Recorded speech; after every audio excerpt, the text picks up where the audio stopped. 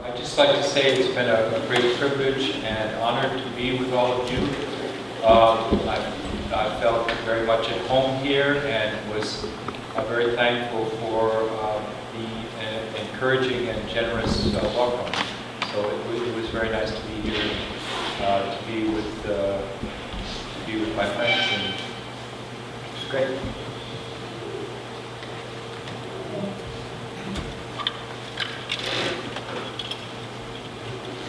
Thank you for inviting me to this sacred place. And I picked up a lot of good vibes here. People are willing to listen and share their experiences.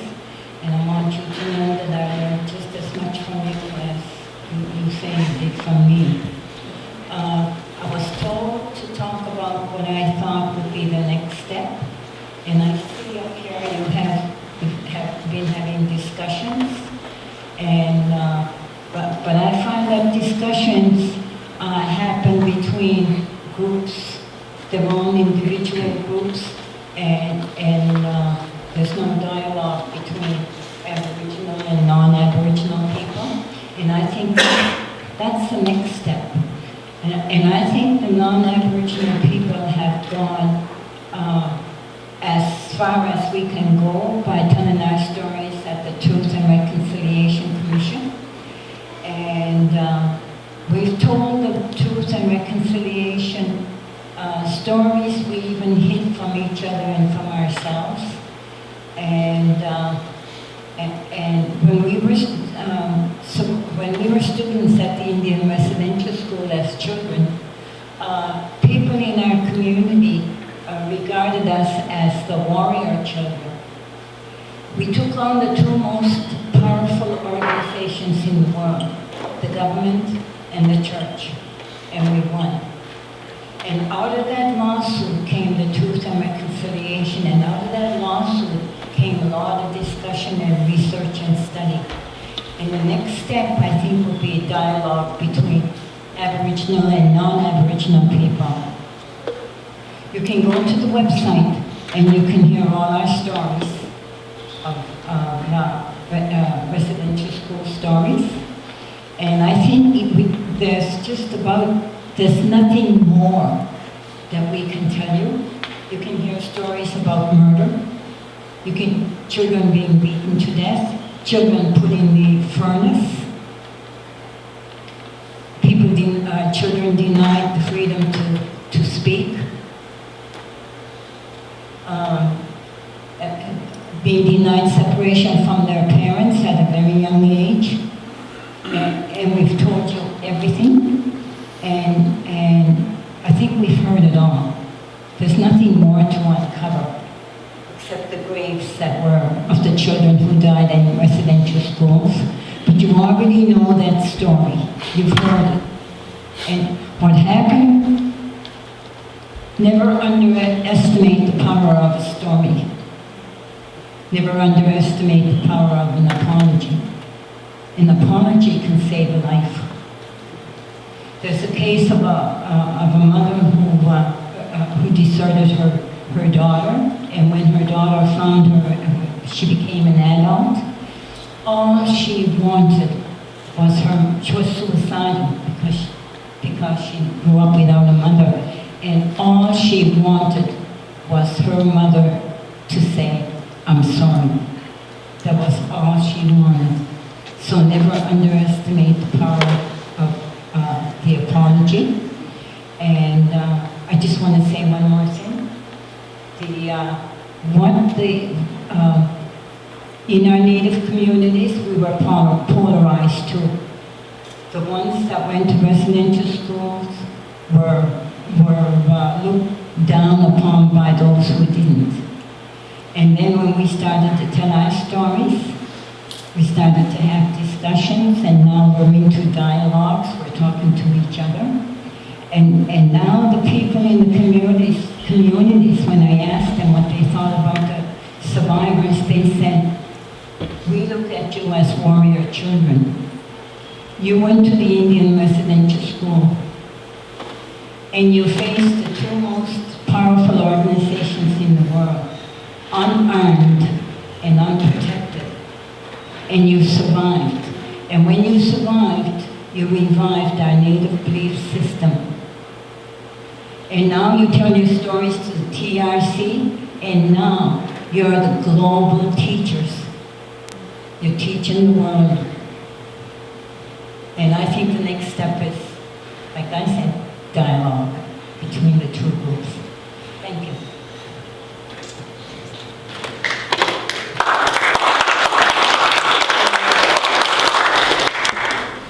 I just want to express my gratitude as well to everyone who made it possible for this day, these 2 days to happen, for me to be here.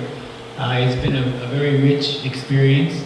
And just to pick up on what Isabelle said about dialogue, and to remind everybody about how important these circles are and how much the churches are at the forefront of this relationship building process. I think we can't underestimate that, and we have to acknowledge it, and I think we can build strength and from that. So I just want to remind everybody about that. But mostly I just want to express my appreciation for being here, and thanks for listening and for teaching, because again, as Isabelle said, I learned just as much from you as I hope you learned something from me. Again, just thank you for allowing me to come here and share some time. And it does my heart good to see that we have these dialogues and we have this engaged community right across Canada. And I think that's pretty cool. Also, thank you for reuniting me with some friends that we don't get to see other than at conferences and things like this. So, thank you for your hospitality. And yeah, bye-bye. All right, so now the floor is yours. Questions?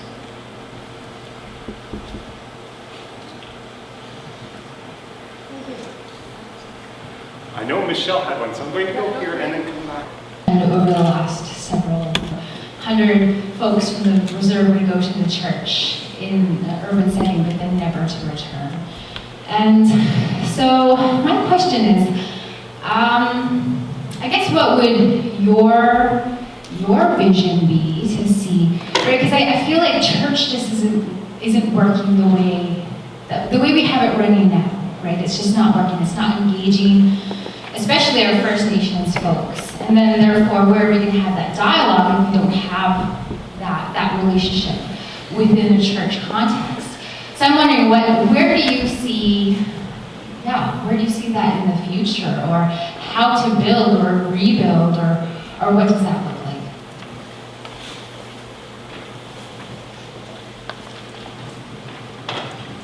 Who wants to take that? Well, there have been a number of successful Indigenous church or Christian fellowships in urban communities. The thing is, most of them have most of them meet in the afternoon. Most of them draw from people who are involved with church in some level, some active, some not so active, some people who would call themselves traditional and not Christian. They're generally a kind of a mixed fellowship, and it's a little bit looser than most churches, usually not a building. And I've seen probably a dozen of those prosper and do well. I've seen almost all of them fail when they said, we're doing so good, let's be a real church. And then, in other words, the character of Christian fellowship is very different in an Indigenous way, I think. And so what we're hoping to do is to, also, they worked well when there were a lot of native people, Indigenous people working together as a kind of council of ministry. The single minister idea never really worked very well in any of the urban congregations that I know of. A couple of exceptions to that, but But so I have a lot of hopefulness that we are on the verge of discovering the ways in which Indigenous urban ministry works. I have a sense that it's going to be a little looser, more like a group of leaders. The church fellowship will be people who bring the message out to families. And so it would be almost like you had, church will be like a group of ministers who then go out and make families churches, if that makes sense. So I would need a little more time to describe it in detail, but I'm very hopeful that we're on the verge of it. Part of what was holding us back was these very rigid ideas of what a church is.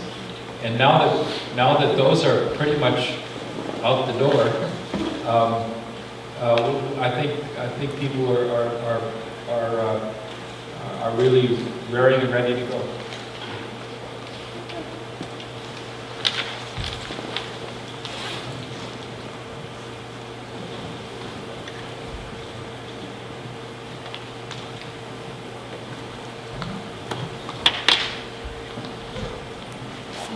My name is Debbie, and I'm wondering too, and I may have missed something, but when you're talking about dialogue, are you just referring to the churches, or are you thinking of ways of First Nations people and non-First Nations people just in community mixing more together? And if you are, where would that start?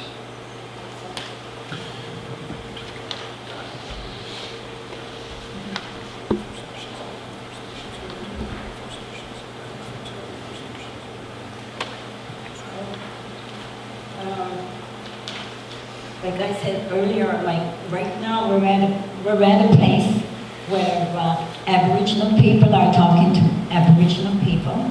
We've got our voice back, and we've got our story straight. We've got the facts straight, and we're being recognized by the legal system because they're so they want to make sure that what we're saying is the truth. It's the truth. And that we cannot just stand up there and tell a story and not be able to back it up with legislation, archives, written documentation, and other people's stories. We've passed that test, so to speak. We're not lying. and now that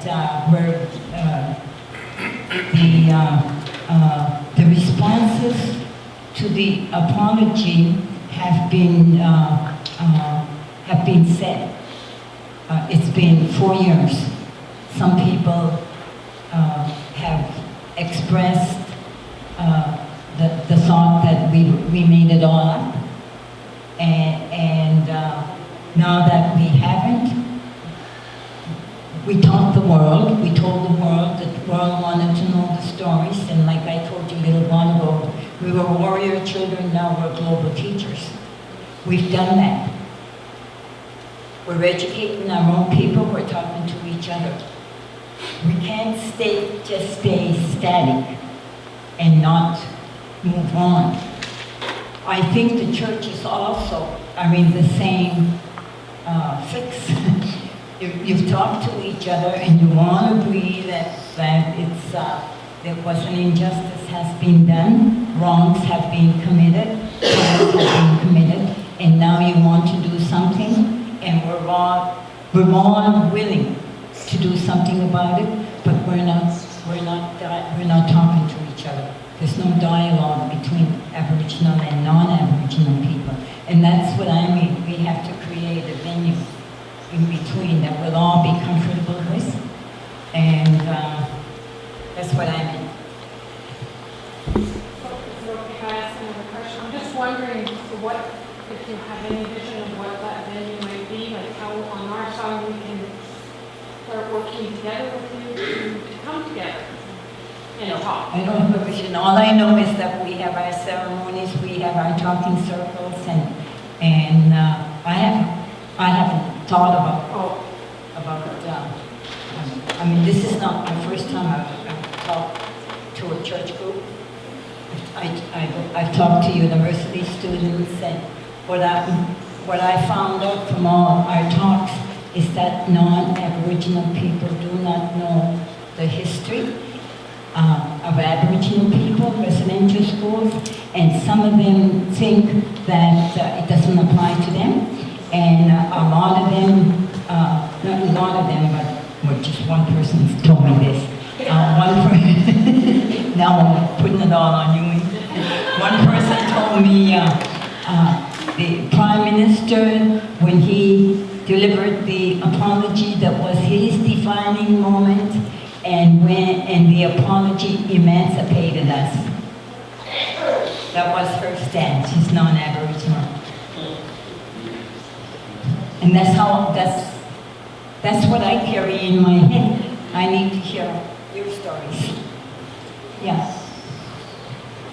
I think one of the things that the apology did too is, and just picking up on what Isabelle said, there are two sides to the coin. On the one side is the apology that says we were wrong.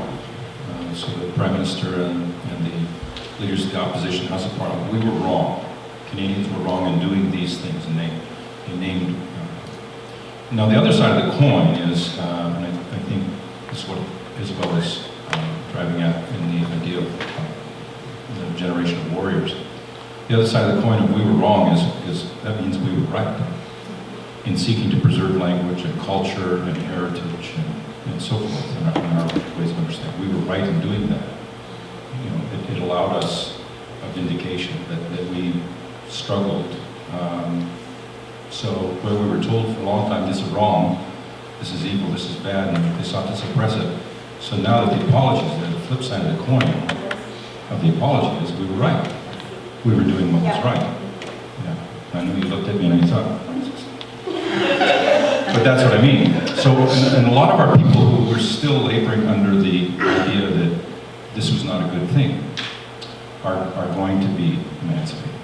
And they're going to wake up to the fact that their forebears were right. Their grandfathers and grandmothers and aunties and uncles were right in doing what they did, in seeking to preserve and maintain and so forth. And the questions would be, now what do we do about that?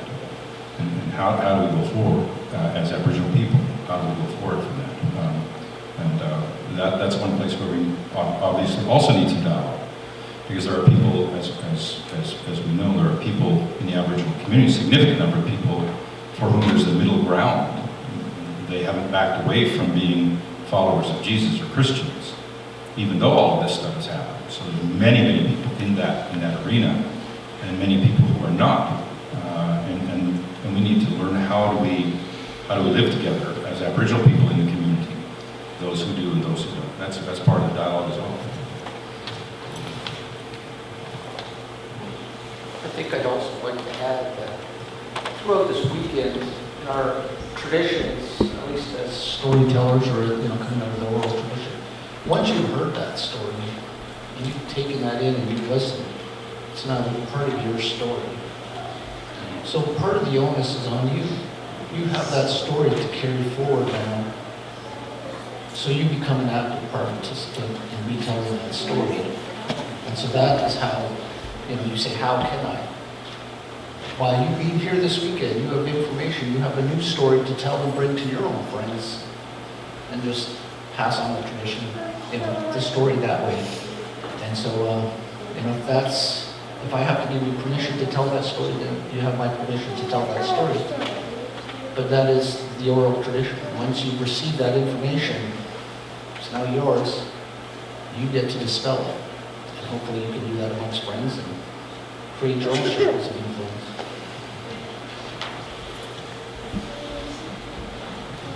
All right, I'm going to borrow the microphone just to push, and I'm not quite sure you got everything you were looking for in that. So maybe if I phrase the question in this way, how do we go from being passive, touristic observers of the culture?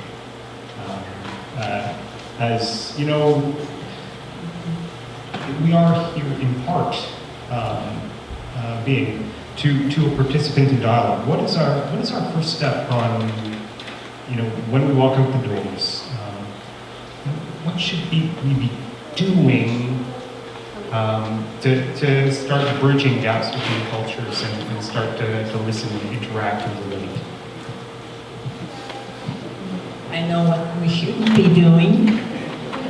We shouldn't be waiting for some official to say this is a reconciliation ceremony.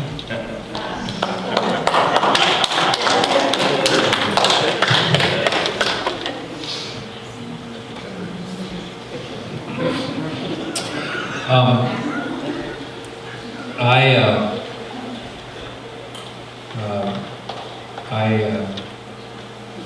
got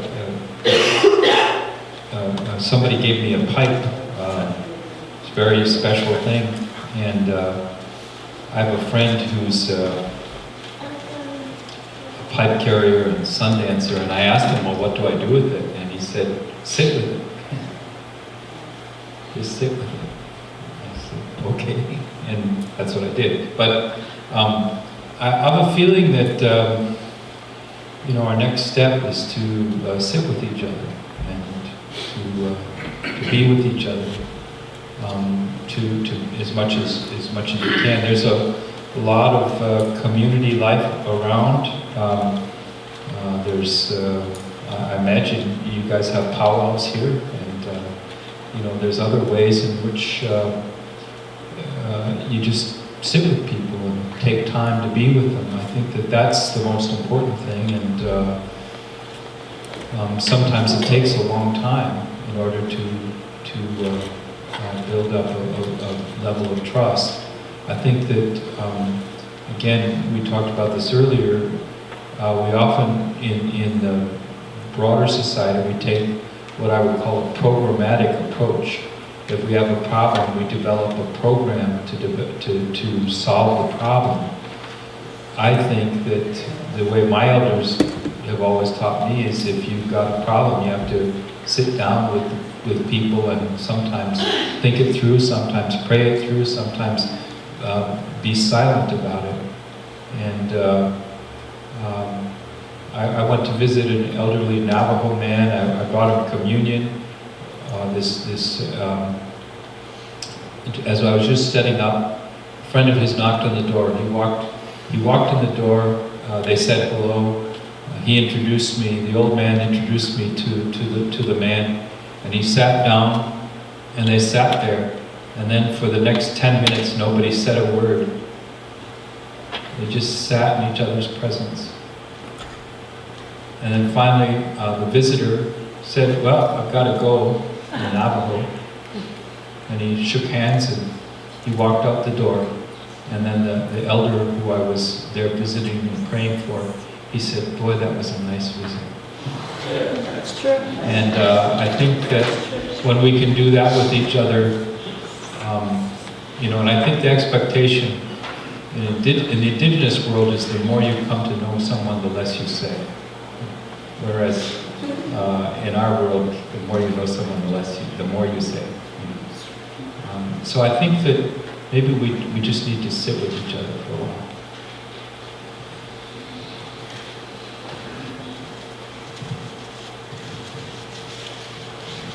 And I would add to complement that, I think we need to sit with ourselves as well, because a large part of the journey is the personal journey. The stories that Harold talked about having been shared, that we all share now, I think we have to let those sit with us and to let them educate us and let them seep through us and help us to understand better what the challenges are going forward.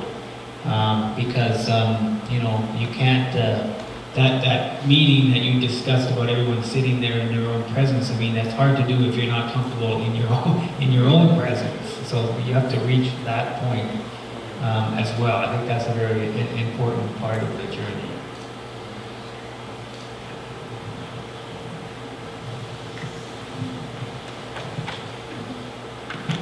I apologize for just another intervention. My friend Billy Lewis, who's a Mi'kmaq elder, has said sometimes talk is not enough. Sometimes you have an issue where, he said, there is a tradition in the earlier times where you would take a spear and you would stick it in the ground and you would tie a rope around your foot and you would say, "This is where I stand." And at the Shubenacadie Confederation, we were invited to take an issue that was concerned with both native and non-native concerns, and make that our personal stand. And so one of the things that we in Halifax have been challenged to do is to respond to what the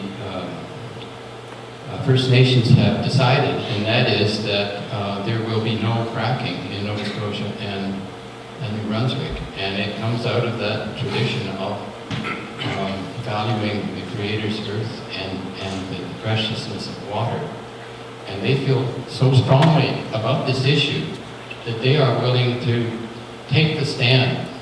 And so what is our response to that?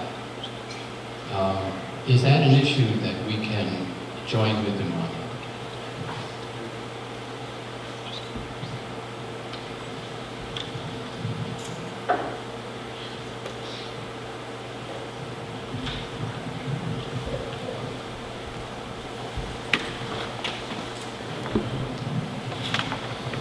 We're talking about dialogue, and we're talking about being together.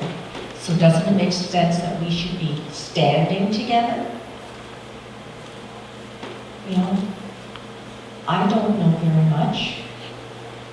I'm learning as I go, but that's life. Life is a journey of learning.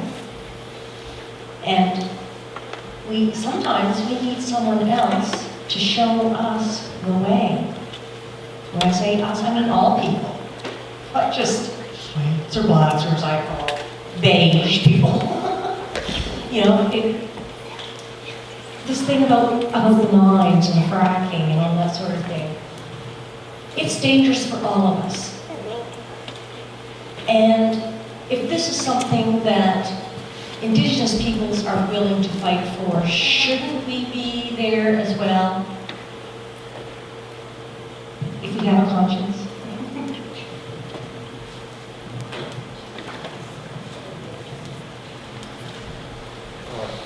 Does anyone want to take that?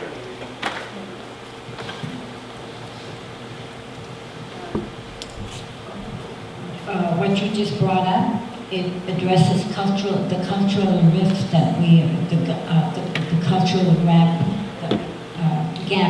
that we have between Aboriginal people.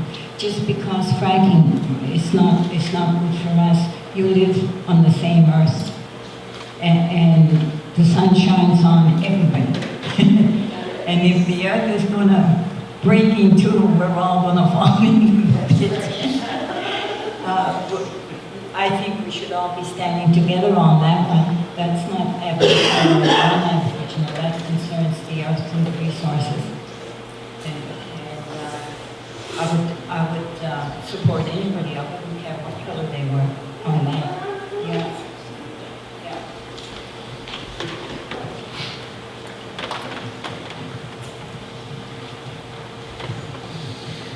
I think it's important that we take a stand on issues. I agree 100%, but then you have to ask yourself, what kind of issues are we going to stand on? And I like to think of the spiritual issues first of all, because that shapes our society and who we are. And if we cannot agree on a clear statement of faith and who the Lord Jesus is to each of us, then we're not ready for any of the others. Because the family issue there, but the abortion issue is there also, and that's been going on some time, and you go on in politics, and these things are coming about every year. So I believe our unity too will begin with our stand and the spiritual things, and who Jesus is to each of us. And with that basis, we can go on, and there's hope, and there is also, when you settle an issue, we can settle any issue in life, I believe.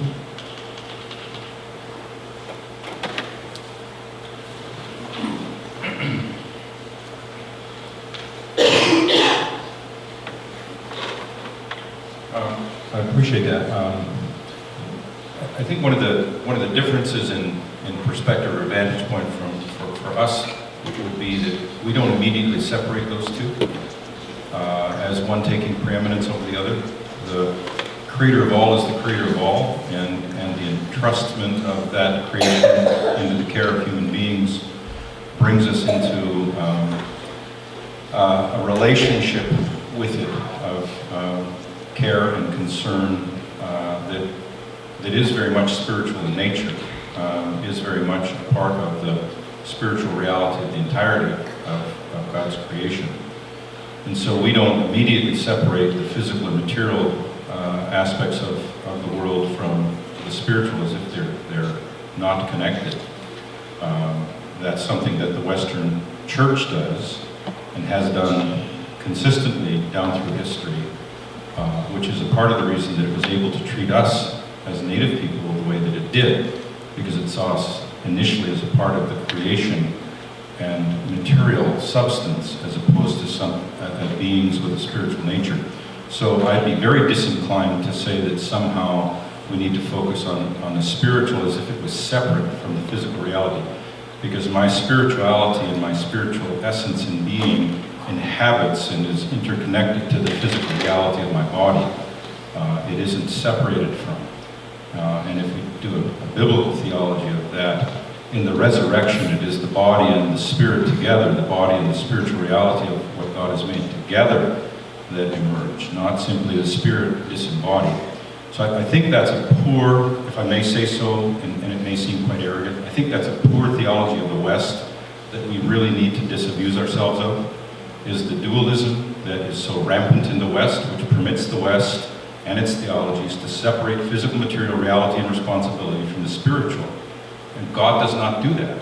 You cannot find that in the New Testament or the Old Testament. These are dealt with as a unitized part of God's, a unitary part of God's concern.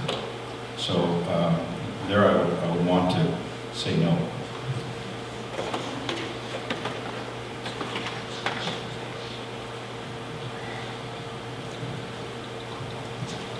So that conversation addressed my question.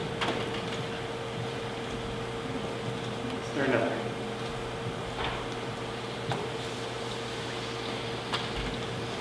I did not get to ask this question, but we're going to ask it now. So you were talking about Indigenous gifts. So I'm just interested in some public area around reaction within the Indigenous community itself to the use of Indigenous gifts in a Christian way. Some of the harshest criticism regarding this hanging on these walls came from Indigenous brothers and sisters. Say, Christ and hanging on the cross, those kind of comments. So it'd just be interesting to have some discussion on that.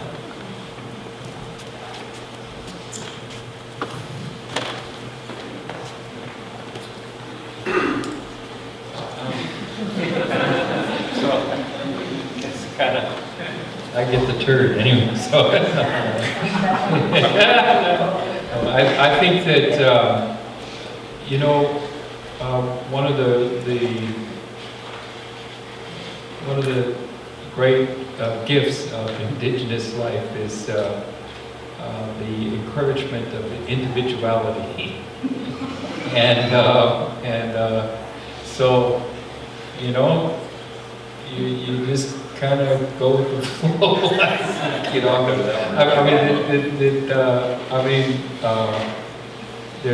that's one of the aspects of our life that, you know, is both frustrating and enjoyable at the same time. Is that we have you know, quite a bit of opinion and quite a bit of disagreement about various things.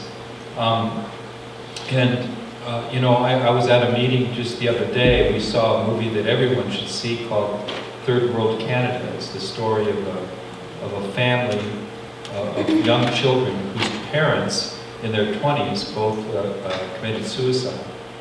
And it's just a very shocking thing. And then this guy gets up, this white guy gets up and says, well, why don't you get rid of all of that Christianity stuff? You know? And one of the people who had promoted the film said, well, I'm a Christian. You know? I mean, it's just, there's so much intensity, so much disagreement, so much confusion, that it's going to be a while before we work all of these things out and become, and I think in the meantime, the elders that I look to for hope, they just keep quiet. Now, back home, it became popular back home to say that Ojibwe people never cry. And they got, I think they watched too much the Lone Ranger at the time. Anyway, so everybody you know, when someone died, when there was a tragic death, everyone would hold it in and hold it in. And then when they would see the body, they would just slobber all over it. Now, I asked an elder, you know, what was the old way? And they said, well, the old way was you cried and you cried and you cried and you cried and you cried and you cried and you cried, because otherwise you're going to make yourself sick. The only thing is you didn't want to cry over the body, because if you cried over the body, you might make the soul want to stay. So I went with that elder to a funeral, and everybody came in very stoic. Then they got to the body, and they started crying and slobbering all over the body. The elder looked at me and he said, sometimes you just have to swallow hard, he said. And I think in your situation, what you just described, I think sometimes you just got to swallow hard and listen. And but I do think that it's very important for us to make a distinction with the elders, through the elders, what is the real traditions and what are the fake traditions, and to be very, maybe just listen to the elders more. I think that would be my thought about that, and because I think I hear those things about what you're saying too, but I think that there's a better way. Just a pragmatic point about that, because you and I have talked about this, I think before, is that the interesting thing is that Christians believe that the cross looked like this, when in fact the Romans employed varieties of crosses for crucifixion, including exactly like that. And so, if you want to just strictly take a biblical frame, it's the curse was, cursed be every man who hangs on the tree. And that was the reference to the cross. Cursed be every man who hangs on the tree. So they're just not familiar enough with the scripture or their own theology. I should say, you know, in Ojibwe, cross is ajide yatigon. It means it's crossing like this. I don't know what it is in Cree, but in Ojibwe, you almost have to say it, you know. I mean, if you just looked at what it said, it would be like cross. Right?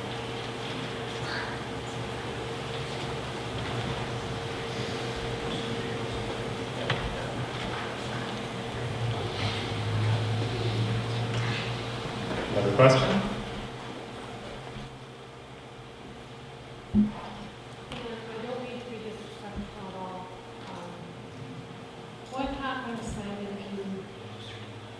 Aren't part of a First Nations community. I live on the South Shore, I've been here a year. I used to live with First Nations people in Yukon. So I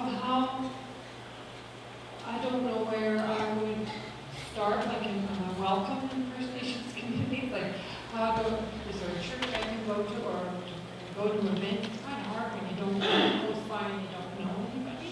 But so I'm talking about bridges. So I'm just trying, want to push, but I'm certainly willing to go and meet some people. I'm missing the sense of community. That's what I'm. No, I'll put this on your head. On your forehead. I'm not a church person, but you're welcome to come to my house anytime. I live at Indian Brook, and my number is 236-2217. And I have a gazebo out back where I hold my ceremonies and a sacred fire pit. And I do my ceremonies there almost every day. And you're welcome to come to my house anytime, anybody. Call me first, and just come. Thank you. I will. You're welcome. All welcome. My cousin Rosie's back there, Rosie Gugu. Connect up with Rosie. Elna's here. Elna connects in with people around. And so there's folks around that you could connect in with, and the invitation from Isabelle. My friends, my Cree friends out west say that the reason that Canadian Indians are in the problem that we're in is because we had such a poor immigration policy. And so we were very welcoming. Still are.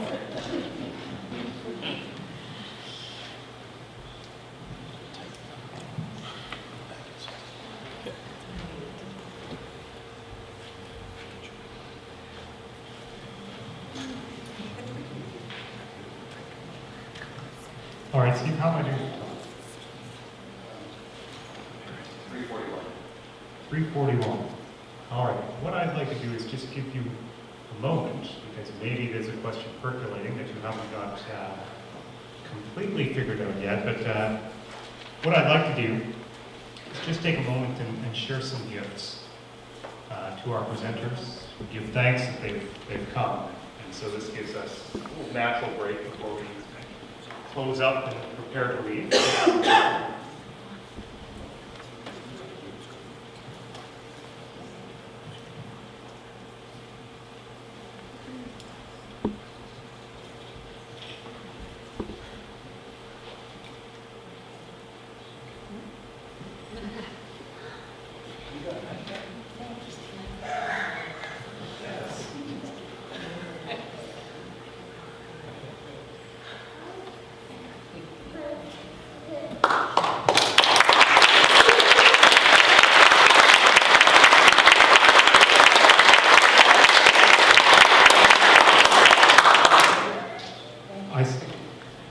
And of course, we've seen them. There are other groups and people who are here who you've had a chance to interact with, and we haven't formally introduced really anybody over this time, but we have the Canadian Aboriginal Ministries Committee. And I wonder if you could just stand up so we can see who you are. Some of this gives us an opportunity to recognize. That's all that's left. Everyone else is on planes. And here, you know.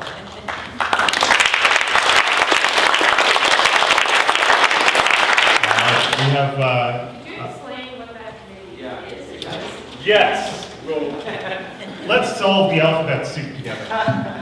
I think it is valuable. Thanks, Anna.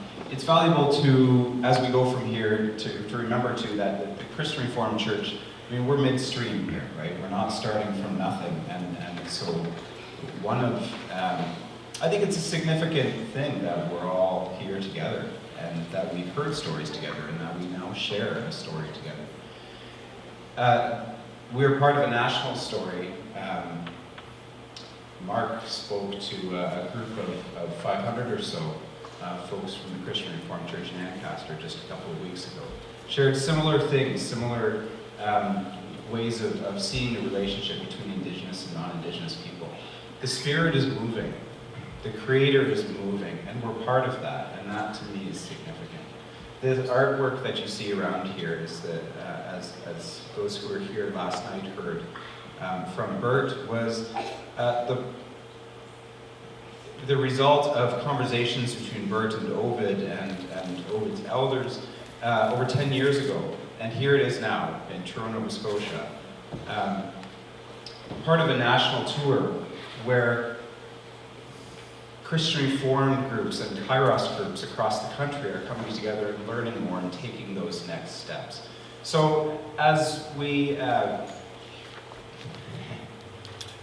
go from here, I would say be encouraged. Be encouraged that you've taken a step. That it's not just the first step isn't the one out the door.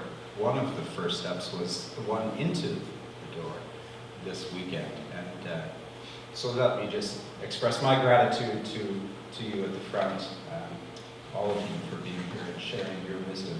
Thank you. And to all of you for being here and encouraging me and sharing. So about that alphabet soup. The Canadian Aboriginal Ministry Committee is a committee tasked with creating the vision and overseeing how the Christian Reformed Church engages in Indigenous justice and reconciliation work. We operate alongside of the three ministries that perhaps some of you are familiar with. The one that Bert is the director of in Regina, Indian Métis Christian Fellowship, that Harold directs in Edmonton Native Healing Center, and that Michelle, who was here, directs in Winnipeg, the Indian Family Center.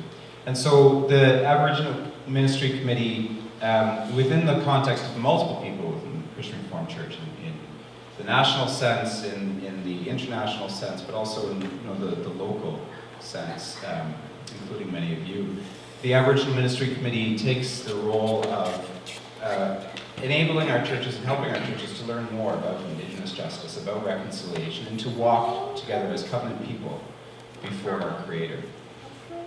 I myself, for those I haven't met, Steve Vandehoek, I'm a staff person with the denomination. Yvonne, who stood up with me, is the chair of the Aboriginal Ministry Committee. The others who were here are probably now on an airplane, so you may have seen them over the weekend. We have many things that we try to engage people with in the Christian Reformed Church. One of them is the blanket exercise, another is this art tour. Always looking for more participation to be able to build a network and empower local, contextual expressions of reconciliation and seeking justice together. So we look forward to conversing more with you in the future as we're able. Back Dave. What? Oh, too much. Okay, gotcha. Also here is the Committee for Contact with Government that works with Mike Ogenturk at the Christian Reform Center for Public Dialogue, so the CCG and the CRCTD to get all the alphabet there. I should just start at A and go to Z, but maybe you can stand up, committee. Those who are left. I'm on the committee too, so I can't stand any taller. I'm not tall now. But this is Mike Ogenturk. Thank you, Dan. It's hard actually to name the distinction between the Canadian Aboriginal Ministries Committee and the Centre for Public Dialogue in a lot of ways, because the journey that we're on Indigenous justice and reconciliation is a shared one. The genesis of much of our work on the matters of Indigenous justice and reconciliation began in conversations that some of us had with Bert, with Harold, with Michelle and her predecessor, and also some friends in our network. And this began 6 and 7 years ago. And then guys like these started coming around. And they're very gentle and noble and wonderful, but sometimes they have boots on. And those boots, for us, have been wonderful catalysts of stimulation, encouragement, and challenge, for which I'm tremendously thankful. And in another gentle way, our sister Isabelle, just today is the first time I've heard this story, but I know she's inspired many in our churches in this region. You had your boots on today, sister. Thank you. Profound and wonderful. Our work as the Center for Public Dialogue is to be focused on advocacy and research, justice-related issues. Our primary concern in the last while has been Indigenous education reform on this we're continuing that work in lockstep with our dear sister, Michelle Naviadoni from Edmonton, and certainly working as carefully as we're able with organizations like the Assembly of First Nations and also with Kairos. So it's wonderful to be able to build those partnerships and to continue in the journey. Another thing that we do in collaboration with our friends in the Canadian Aboriginal Ministries Committee is mobilization and facilitation of learning events like this, but also the development of curriculum and that kind of thing. Dan mentioned a little earlier today the development of a resource called Living the Eighth Fire. The Eighth Fire was a very clever set of documentaries put out by CBC, narrated by Wap Canoe. We're excited to be producing a curriculum that should be available in the new year for communities like yours to use in a more intensive setting. Looks like a 6-session curriculum of about 90 minutes in which you can explore some of these ideas in detail. And then I can promise you'll be encouraged to continue the dialogue and to seek out the dialogue through a curriculum like that. So keep your eyes open, that stuff's coming.